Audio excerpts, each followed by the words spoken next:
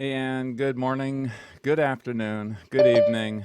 This is Peter J. Redding here with a live streaming on the ICF's PCC Markers. And today we're going to be focusing on number 7, Evokes Awareness. So welcome. I have been a professional coach and a professional coach trainer now for 25 years. And this is my gift back to the world, paying it forward for the brilliance and awesome giftedness that I've received over 25 years of being a professional coach and being a professional coach trainer. So welcome. Let's get right into it. We have a lot of material to go through today in terms of how a professional coach at the PCC level evokes awareness with a client during a coaching conversation. Okay, here we go.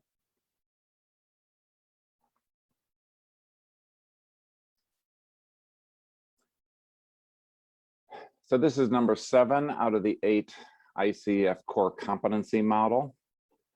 And you'll see a number 8 after the evokes awareness there. That means that there are 8 sub-competencies on how a coach might, and at a PCC level should, evoke awareness with a client or for the client. All right. I get my cursor here, right? We will be in business. Here we go. Yep.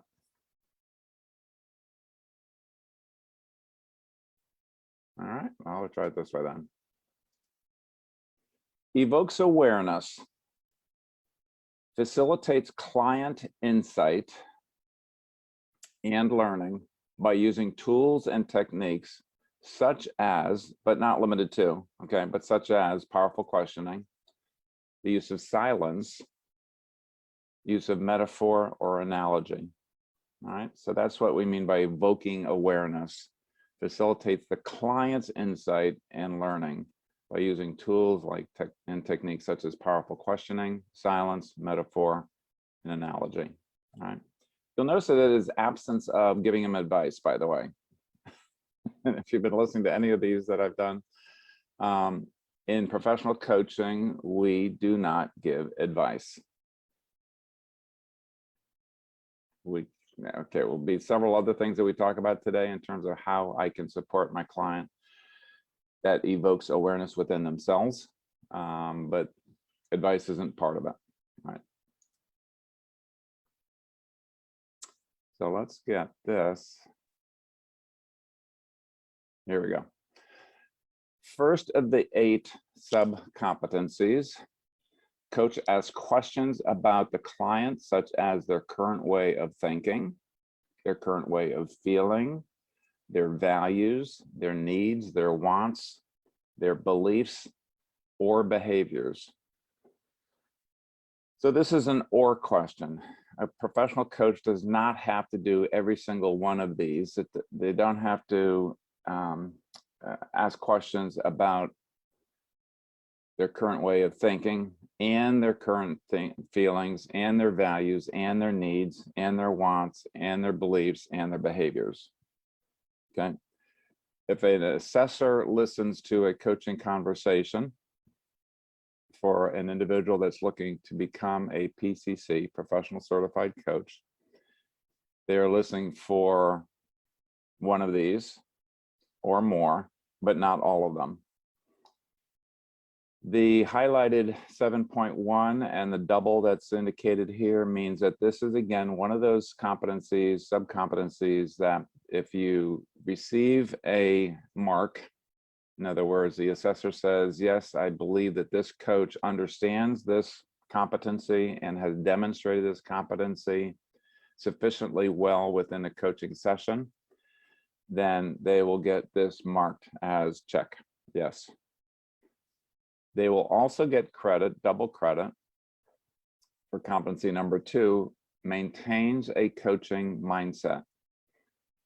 So because this is so client-centric, this particular one, then you will get a mark against one of the 11 sub-competencies under competency number 2, maintains a coaching mindset. That's what the double refers to.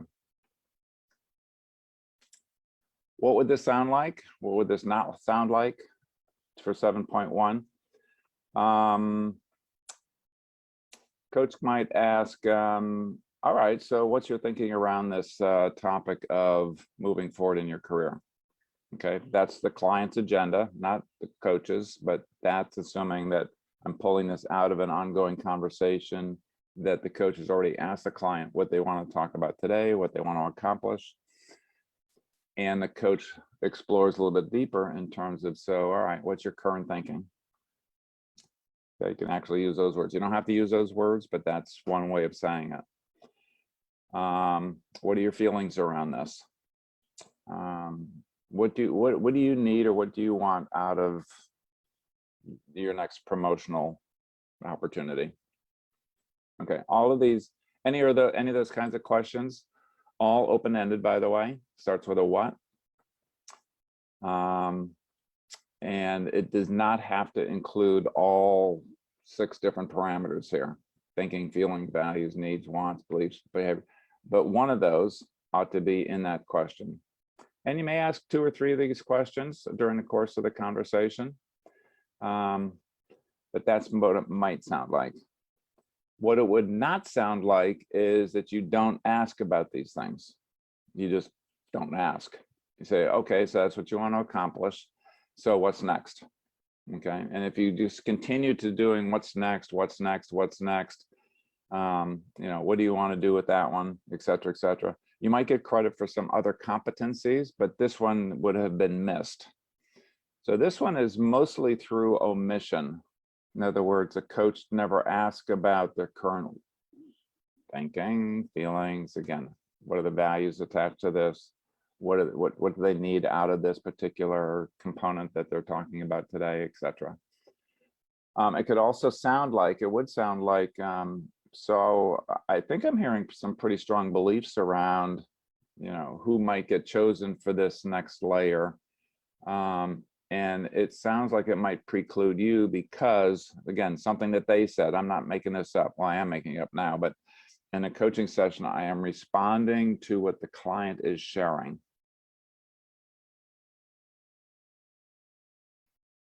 Okay, I'm responding to what the client is sharing.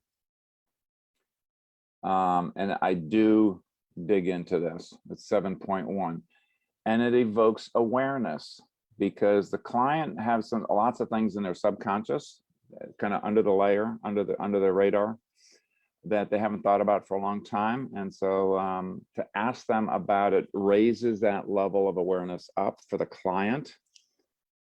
And then they can do with it what they choose. They can say, yep, that's my belief. And it's always been my belief and I'm not going to change it. It serves me. Okay, perfectly okay. And so then I can go on. Okay, and I can go on to something else. Yeah, but what it does not sound like is mostly through omission. My experience in listening to thousands of these coaching sessions, the coach just never asks about their current way of, again, any of these things. Yeah, all right, so here we go. How does this support the client? Well, it supports the client by having them dig deeper into whatever it is that they're wanting to do to move forward. It helps them to anchor it into what's significant or important to them. Yeah, this is important to me because this is what I value in life. This is important to me because I need to do this, and I need to do it for myself. I need to do it for my own self-esteem. I need to do it for my own self-confidence. I need to do it for my family. I need to do it for my fellow team members. And yeah, this is exactly what I want. All right, so I'm evoking something deeper within the client to anchor their forward movement in something that is relevant and important to them. Okay. My suggestion here is that you bring this up a couple times during a coaching conversation. If you're talking to the client for half an hour or 45 minutes or an hour, typically the kind of time frames that most professional coaches utilize worldwide. There's some sessions that can go longer than that, but typically they're half an hour to an hour in length. Then this question 7.1 may come up a couple of times during a conversation. Yeah. All right, let's move on to 7.2. 7.2 is coach asks questions to help the client explore beyond the client's current thinking or feeling to new or expanded ways of thinking or feeling about themselves. Wow, so this is a power-packed one. This takes a little bit of decoding here. Excuse me. All right. So the last question was about the current thinking. What are you currently thinking about this? What's going on for you? What's the belief underneath that? All pointed to currently going on, right, for the client. This question is a little bit more sophisticated, a lot more sophisticated actually, from a professional coaching standpoint, because I'm going to be asking them to think differently. And perhaps differently than they are currently thinking about whatever it is. Again, their topic, not my topic as a coach, but their topic. Or beyond their current feelings. Wow, how do you do that? To new and expanded ways of thinking or feeling about, and this is specifically pointed about them as a human being, not their role, not their assignment, not the topic of the day that might be about the thing that they are wanting to get or achieve, but about themselves. Okay, so it has to have all of those different components to it. If I ask just a general question of, okay, so if you were the movie star in the life of my client, let's say my client is Fred. So you're the super Hollywood or Bollywood star in, you know, the feature film Fred Succeeds in Life. Who would you be? No, actually, that one I can't help myself. That is exactly what we're looking at here.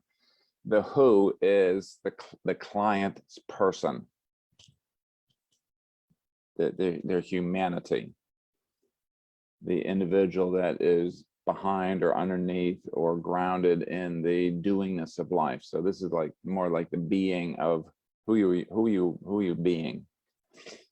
So that could be approached a different way of thinking. They haven't thought about being the movie star of their own feature film, guaranteed, right? Or if they did, it's, you know, 1 out of a million. And it's still a great question if it's relevant to their topic. Another way of asking from a different standpoint, let's get into what it sounds like, what it doesn't sound like. It could also sound like, who do you know? Who do you admire? Who do you most admire? And how are they being as a human being as they're going through this particular issue that you're bringing up today for yourself? It's taking their brain to kind of interrupt their neural network system up here. And I always think about this, and I get the answer I'm looking for, and I get the answer that I'm looking for. This kind of disrupts that. Let's see, who do I admire first of all? Okay, I admire my mentor at my first job that I had. He was just a brilliant communicator. Okay. How would he think about this particular, how would he communicate about this particular topic that you are now wrestling with in terms of how to communicate this concept with your team, with your family? As a human being, not in a role of executive, not in a role of this, but as a human being, how would he approach this? What mindset might he have? What feelings would he bring into this? Okay, so I am pointing at a different way of looking at it or approaching it or feeling about it. And it is pointing again directly to the person as opposed to the role. Now, the next one, when we get 7.3, we'll talk about the doingness of it, the whatness of it, as opposed to the who meaning the human being here. If you also know their life purpose, if you know their core values, again, those are the kinds of things that we can bring in as a coach using their words, what I call the core self, right? The core self. What would the core self do here? Not your trained, conditioned, programmed self of, this is how you're supposed to be, but who would that courageous inner being be? That'd be a great example of this one, because it is directly looking again at who they are and looking at it from a different viewpoint. What it would not sound like is telling them who they're supposed to be. Okay, so you are supposed to be courageous. So what would a courageous person do here? That's too directive. Especially in some of the coaching that I've heard is that when a coach thinks that they know better than the client and they start dictating who they are, and that's who you need to be, right? That's not what it sounds like. So it's much more from a standpoint of having them think through that little scenario that you maybe have set up for them to think or feel differently about who they need to be, want to be, have to be.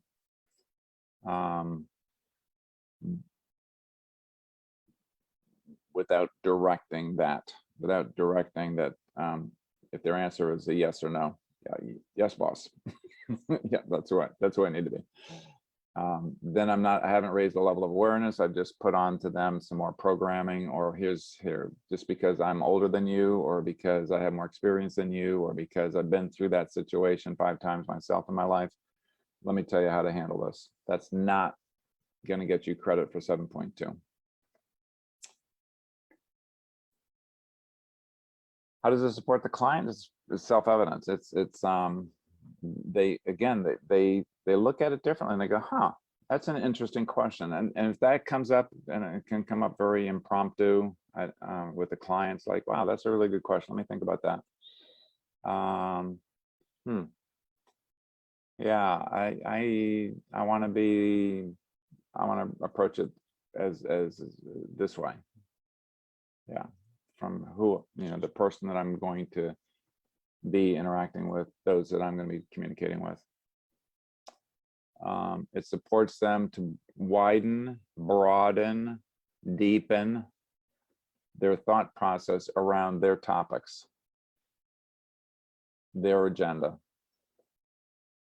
And again, the definition number 7, evokes awareness, supports the client to bring more awareness to a decision or a direction in their life. Huge value. It's questions that probably they've never been asked before, or to think, or a way of thinking about it, and a way of feeling about it. This is again the doing and the being. How do you feel about that? How do you want to feel about that? How do you want to feel as you go into this? And if you were feeling at the top of your game, from the core of your being, who would you be? That's right. Really good question. And it supports the client to be more grounded in themselves as they go into this, their topic. 7.2. Let's move on. 7.3 says, coach asks questions to help the client explore, again, beyond the client's current thinking or feeling, same as last time, to new and expanded ways of thinking or feeling, exactly the same wording as it is 7.2. However, the difference here is about their situation, and it has in parentheses the what. So in ICF, the International Coaching Federation, there's basically 3 components that you'll see repeated within the markers and within the competencies. As a coach, we are interested in supporting the who, them as a human being. That's what we just went through in 7.2. Here we're looking at the what. What are they talking about? What do they want to achieve? What do they want to move forward on in their life? What's the topic of the day? The topic du jour, if you will. The topic of the day that the client brings up. It's their agenda. So this is about the client's what. What are we here for? What do you want to accomplish? What do you want to walk away with this from the end by the end of the session? And so we tie this, again, different way of thinking about it, a different way of feeling about it, to their situation, as opposed to themselves, or if you will, in addition to themselves. So it's for me, it's a both and. I want to cover both 7.2 and 7.3 to support my client to move forward in an honoring manner to themselves. And that's effective. That is a conscious decision, as opposed to a knee-jerk reaction to here's what I have to do. You know, everybody tells me I have to do this. Well, what does this one sound like? What does it not sound like? Again, I'll go back to the mentor. I love the mentor or the hero or the heroine of the client, and invoke that kind of concept, and having them, if you will, walk in their shoes or walk in their high heels, if you will, you know, for a mile, the proverbial metaphor. What would she do? What would he do? What would they do in this situation? How would they approach this? And it supports the client to reflect. That's really what I'm after here. I'm looking for the client to kind of take stop the spinning of, okay, I know what I'm going to do. This is what I'm going to do. I'm going to do 1, 2, 3, 4, and it's kind of like stopping that cycle of thought or feelings that are going on, and have them pause long enough to go a little bit deeper. What would they do? Expands their thinking, expands their awareness. And again, so sometimes this is broadening, you know, like more options, more possibilities that enter into the client's brain at this stage. And or it deepens the depth of, I think they might approach this from a very different way. And there's certain things here that I hadn't considered yet that I might hear from the client. It's not what I say as a coach, but what I might hear back from the client when I ask questions like this. How else would I ask this?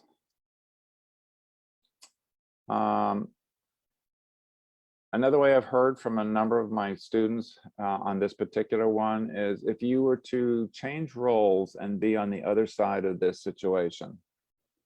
In other words, you are the team member instead of the team leader.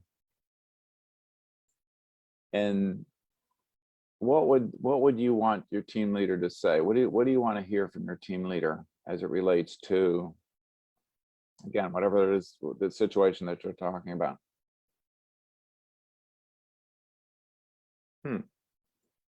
I'd like to hear, maybe, and it's a client speaking now, theoretically. I'd like to hear that they are compassionate. That would be a 7.2 kind of question, right? 7.3 in terms of situation, what I might want to hear my team leader say is, I like for her to be confident and clearly lay out the steps so that and maybe invite conversation or feedback, as opposed to, you know, dictate them. I've evoked awareness by having them be in a different role in that situation. So how does that inform you? That's, again, a great follow-up question here. And to get at a feeling question, what it might sound like for this one is how would you want to feel as a team member as your team leader laid out the plan? I like to feel maybe be part of the team, that I have something here to contribute. Okay. And the follow-up questions to this could be very broad, but again, so how might that inform your decision as team leader now in terms of how you want to approach the situation? Okay, so it makes it much richer. What it would not sound like is, again, being dictatorial, being authoritative. So you'd have to be, you'd want to have a sense of confidence then and feel confident, right? That's both a yes or no question and a yes, coach. Yeah, that's how I want to be. That's what I want to, how I want to do it. Don't want to do that. That's not what it sounds like. So you wouldn't get credit for 7.3. All right. The advantage of this for the client, again, is supporting them to think a little bit more deeply, a little bit more reflectively. They may end up with the exact same solution, by the way, here. And that's okay. My role is to evoke awareness, not to dictate that that's the right answer or the wrong answer or not the complete answer. When a client comes back and says, yeah, no, I'm good with this. I think my mentor would do it exactly the same way if I was a team member, okay, using the analogies that I just used. I would be very comfortable and very happy with my team leader if they would approach it that way that I'm thinking about. Okay. And as a coach, I'm going to accept that and support them to be more resolute, more confirmed, more sure about the direction, again, that they're going in, or the decision that they're making in terms of what option to follow. Okay, that's how it supports the client. And in a lot of cases, it broadens the scope of it, and there's some nuances that come into it in terms of they may approach it just a little bit differently now because of that, but they don't have to. The assessor's looking at the behavior of the coach, not the client. So the coach can support that evocation process through 7.1, 7.2, 7.3 so far. And the client can say, no, I'm good with that. I'm good, Peter. Yeah, I don't need to do that. Having thought about it, it just reaffirms what I want to do. Okay. Then the coach will still get credit for supporting a client to explore. And it's not requiring the coach to demand that they explore. It's an invitation. It's an evoking, not a dictatorial thing. Yeah. Moving on. 7.4 reads, coach asks questions to help the client explore beyond current thinking, feeling, or behaving towards the outcome the client desires. Okay, so this is a little bit different, but similar in terms of asking questions to help the client explore beyond their current thinking or current feelings, like we've had in the last two, 7.2, 7.3, or behaving toward the outcome the client desires. So, okay, so let me synthesize this. 7.2 was about the client as a human being.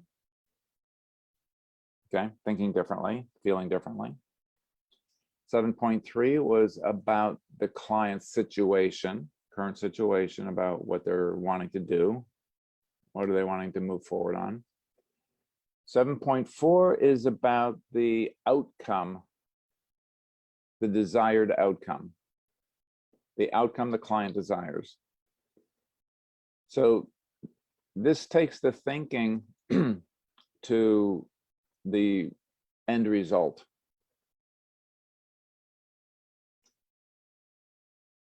What this might sound like. Okay, so let's do a fast forward. And how will you be thinking about, or how will you be feeling about 3 months from now when the team has completed this project, they've launched the product, it's been a big hit globally. So how would that make you feel? Again, I'm asking them to think differently or feel differently about the outcome that he or she or they are going to be in transacting. So there's like, this one is like a forward thinking, different perspective, having them think beyond their current thinking about, let's just get this done. Let's get this launched. We're behind schedule by a week. I've got lots of pressure to get this out by the end of the quarter. So their focus is like present, like today, time is money, let's get going kind of, energy that the client's bringing in that particular coaching session. This is having them pause long enough in 7.4 to go forward and look backwards at, is that the desired outcome? Okay, product is launched and you've burned out 3 of your team members out of the 5, and now they're looking for a new job. Now, again, that might be something that comes back from this and say, whew, geez, no, that's too high a cost.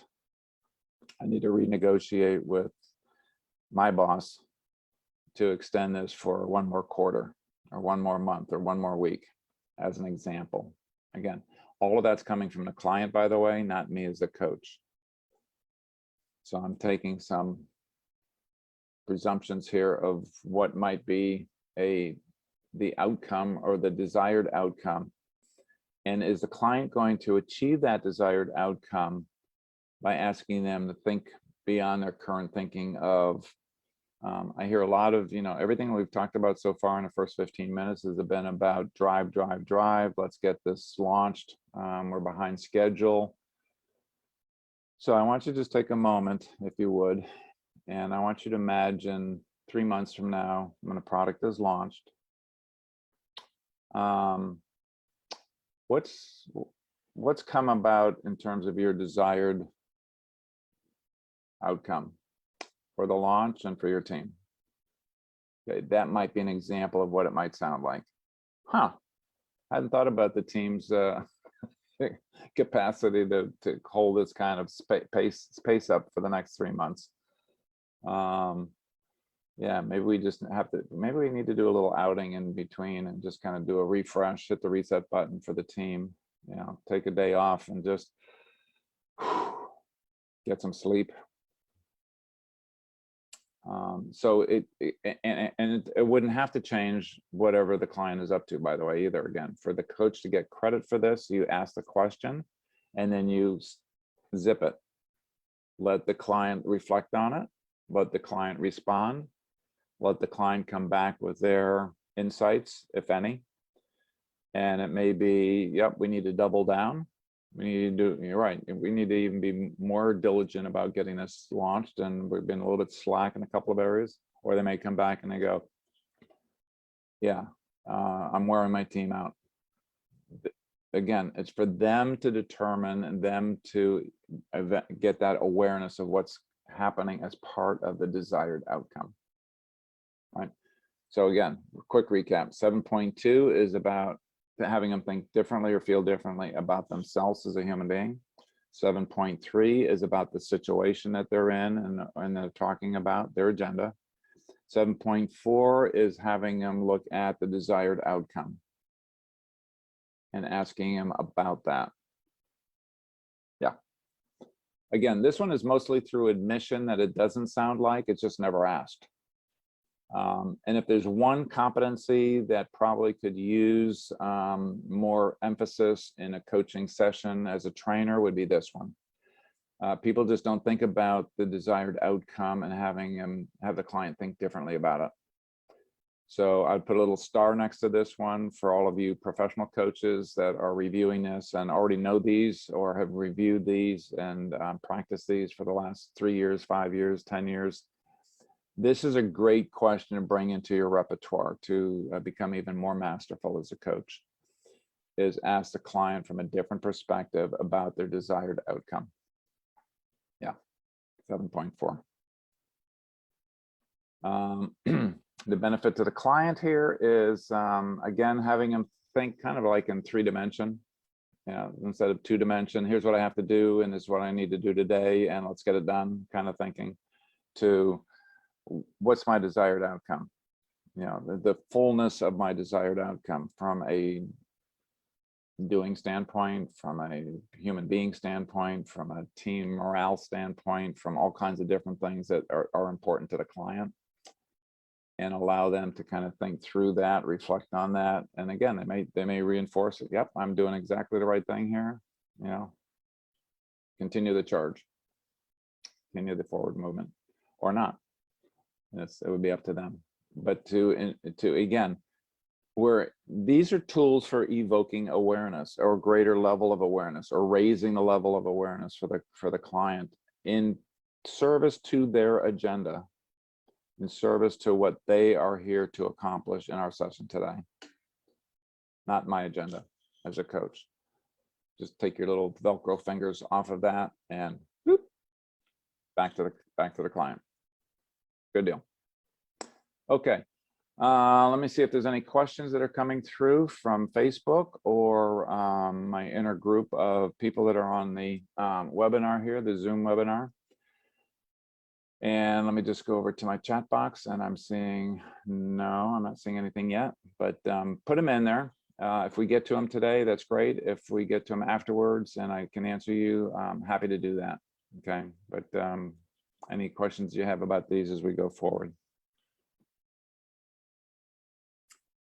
7.5, coach shares with no attachment. I'll come back to that in a minute. Coach shares observations, coach's observations, coach's intuitions, coach's comments, coach's thoughts, coach's feelings, and then invites the client's exploration through verbal or tonal invitation. Okay, so again, there's a lot of moving parts to this one. This is again a double competency. You get credit for this one. You also get credit for, this is one of the 11 under competency number 2 that we talked about earlier, maintaining a coaching mindset. So, coach shares something. And you'll notice the word advice is not in this one intentionally. But I do have an obligation as a professional coach to share back observations or intuitions, comments, thoughts, or feelings about what the client is talking about. So first of all, it's in response to what the client shares or is sharing. It's a clean observation. It's a clean intuition. Do not use intuition as, what I'm getting here is that you're on the wrong path. You'll destroy trust by doing that. Please don't do that. But if you have a gut feel, if you have an intuition, first of all, hip hip hooray for the International Coaching Federation to say, we want to honor that, and we do honor that from the coach's perspective and standpoint. So please continue to develop that and utilize that, but do not use it as a weapon of advice or a clandestine veiled advice of like, I'm getting an intuitive hit here that, yeah, you need to dump the bum. All right. Not okay. Not professional. But if it's a legitimate intuition, and that's why I say clean intuition, double check with yourself. Is this your good idea, or is it truly something that just comes through the ethers or come from the energy of the client? Or thoughts or feelings that that you get impacted by what the client just said or shared. Then, so three or four elements here. Number one is notice what's going on. Number two, make a statement about what you have just observed, or an intuition or a thought or a feeling. Okay, so make it as a statement, not as a question. And then ask the client to explore that. All right. So let's see what it sounds like. Okay, so here's a feeling that I'm getting as you're sharing here, client, is that you know, if I were a member of your team, I would feel that there's no room for negotiation here. That this is coming down as sort of a dictatorial mandate. So what's going on, if anything, around that? Number one, I've noticed. Number two, I put it back there without being attached. If anything's going on or not. And I've asked the client to explore that. Another way that it might sound is, yeah, you know, I'm going to share an observation here, and it could be completely off. So if I am, that's fine, and we'll just move on. But my observation is that each time you start talking about this particular individual within all the people that you interact with, you seem to be hesitant, or there's a lack of confidence, or there's something going on, it seems to me. And again, I may be completely off base here. So what, if anything, is happening from, you know, your perspective? That's an example of what it might sound like. I am stating an observation. I don't have a judgment around it. I don't have a pony and the horse, if you will, or a horse in a race kind of metaphor. It's not for me to decide that that's true, not true, relevant, not relevant. But it is in response to what I'm hearing and absorbing as the coach for this client. And I make the statement that way. And then I ask a question allow the client to explore, not explore, share, not share, their prerogative. So this is never ending with this is what I'm observing, right?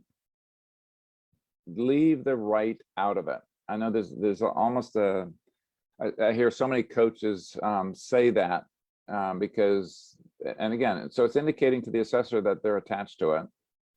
And second of all, that they're coming from an authoritative standpoint as opposed to a coaching standpoint. So just leave, you know, do a transcription every now and then of your coaching. If you're finding yourself saying, yeah, right, you're writing yourself right out of being a coach. Okay. So that's what it does not sound like, by the way. You're afraid of this person, right? That's not what this is all about. That violates this one in 3 different ways to Sunday. And so you don't get credit for 7.5. It's counter evidence, actually, is what the assessor calls this one, counter evidence of, yeah, they're doing the opposite of what a professional coach is expected or wanting to do to support the client's awareness. And rather they're dictating that to them. All right, so that's what it does not sound like. How does this support the client? Sometimes they're not even aware. And again, we're evoking awareness here. This is why we're focusing on 7.5 right now, because it's part of the competencies, the behaviors of a professional coach to support the client to look at themselves and be more aware than they were before they started coaching with me, or before the session started, 32 minutes ago. And with that awareness, here's a Peter Redding comment, not an International Coaching Federation comment, but with a higher level of awareness, clients make better decisions. They make more conscious decisions. They make better decisions for themselves and for the people around them that they impact. That's my observation. And I think that's one of the great deliverables of a professional coach. It has the individual think, reflect, go deeper, look from different perspectives, make more conscious decisions. They take better and more ownership of the decisions that they do make. And the result is almost always a better decision for the client and for the client's world, their family, their parents, their kids, their company, their organization, their world. Yeah. So this is a good one. Practice this one, and practice how you have no attachment, letting the client know you don't have attachment.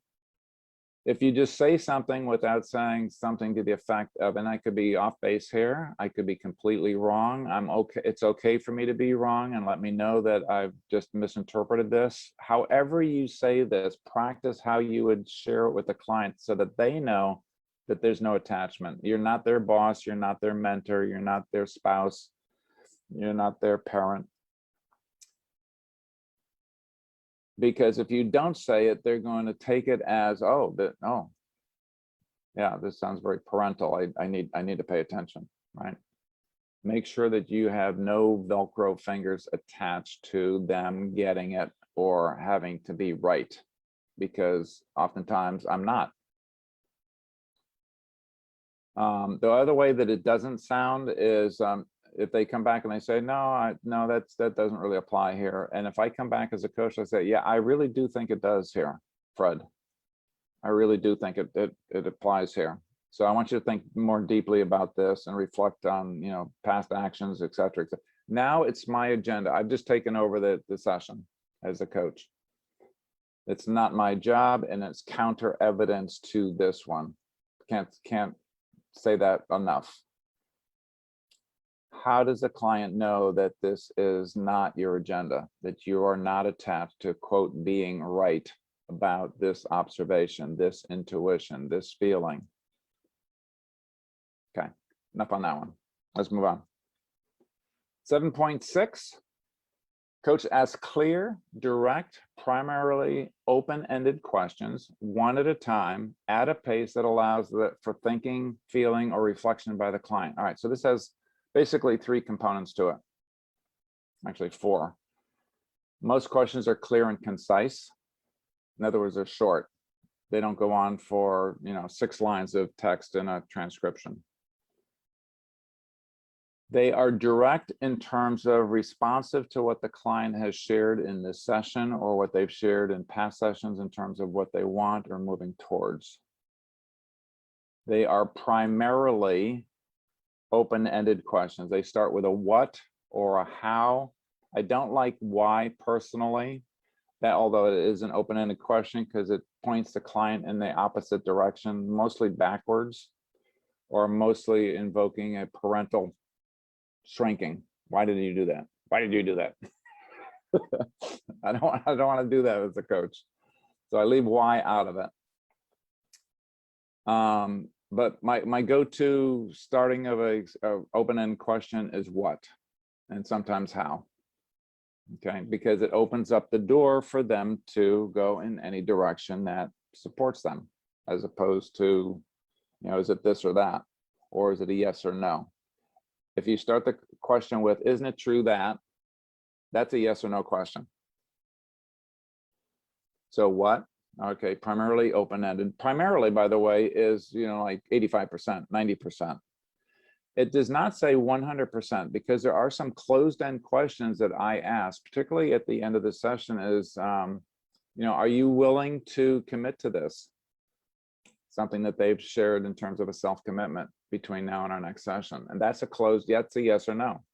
And that's what I'm looking for, is I want them to confirm in their own mind, yes, I am committing to this, or no, I'm not committing to this. I forgot that I have relatives coming in and a boss coming in from out of country, and I just don't have time in the next 2 weeks to do this. Okay, so what do you want to do?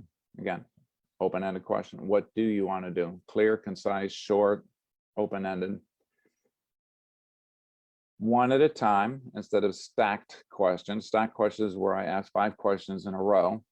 It's like a Gatling gun. Brrr. One question and stop. It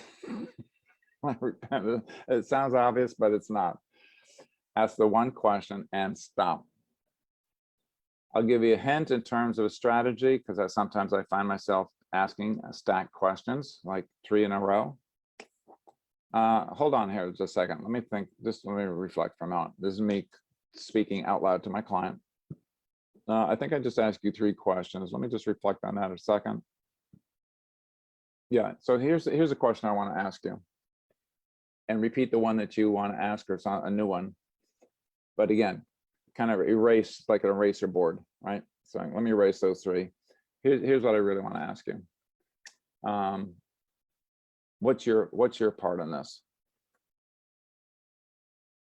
And again, zip it, stop. Allow time for them to think about it. How do they feel about it? How the reflection by the client is the last piece of this. So this is pretty involved, but with the masterful coach that can do this, it is so evident, because now the client is clear to think, reflect. There's typically silence that follows this one, because it allows the client to reflect on, okay, so yeah, how do I want to handle this one? What's next for me?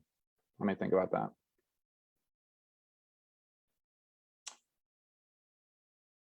So here's some real classic ones. So what's that about? What's underneath that?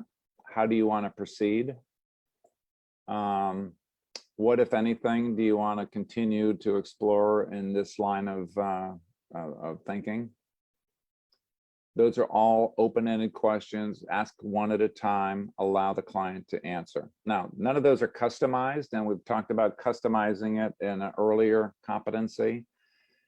So you can take those classic, simple questions and elaborate in terms of, okay, as it relates to your self-commitment number 2, whatever that is, right? The client has just shared.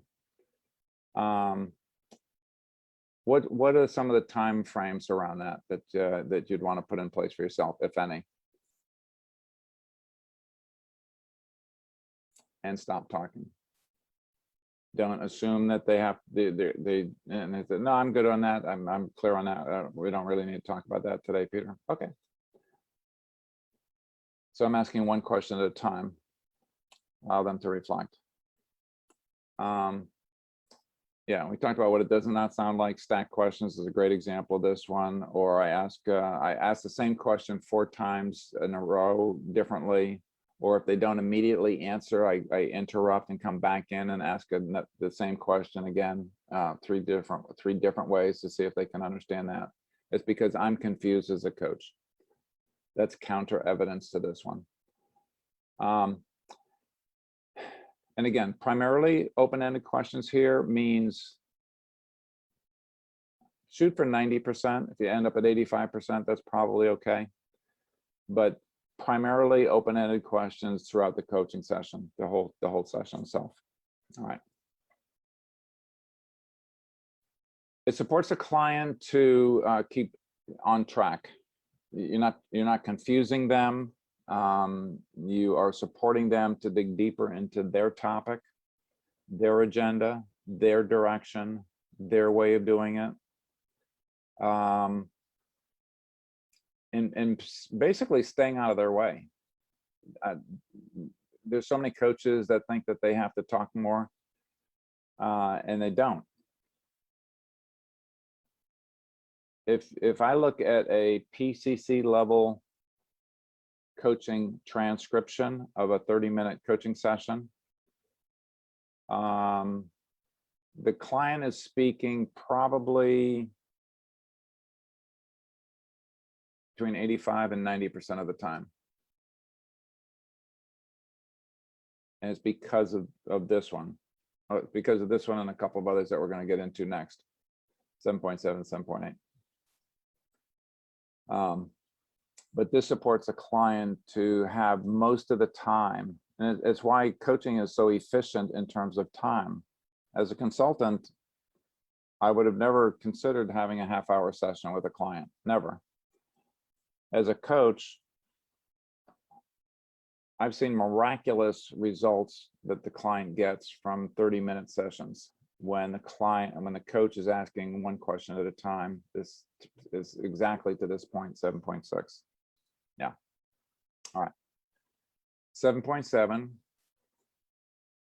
Coach uses language that is generally clear and concise. Kind of like this marker. It's clear and concise. It's short and sweet. It's short and responsive to the client, whatever the client has just shared. It's responsive to their agenda for this session today. It supports them to think about things, explore things, say things out loud.